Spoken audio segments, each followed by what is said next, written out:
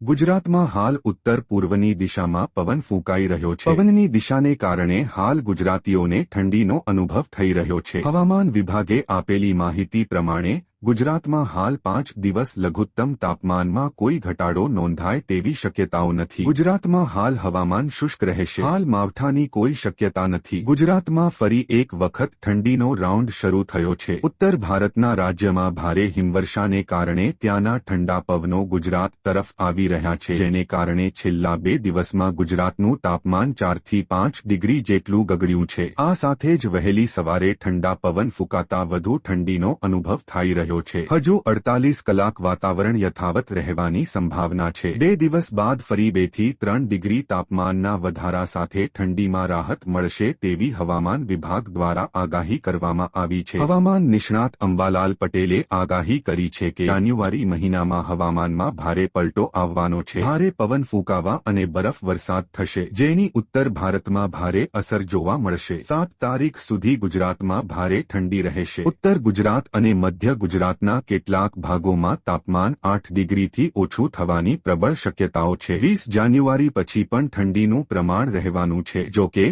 હજુ પણ એક માવઠાની શક્યતાઓ છે। તે પછી પણ ઠંડી પડવાની છે। કદાચ 18 થી 23 જાન્યુઆરી વચ્ચે એક માવઠું પણ થવાનું છે। આ માવઠા પછી પણ ઠંડીનો દોર ચાલુ રહેશે। જાન્યુઆરી મહિનામાં તો સંપૂર્ણપણે ઠંડી જોવા મળશે। ફેબ્રુઆરી મહિનામાં પણ ગયા વર્ષની સરખામણીએ ઠંડી જોવા મળશે।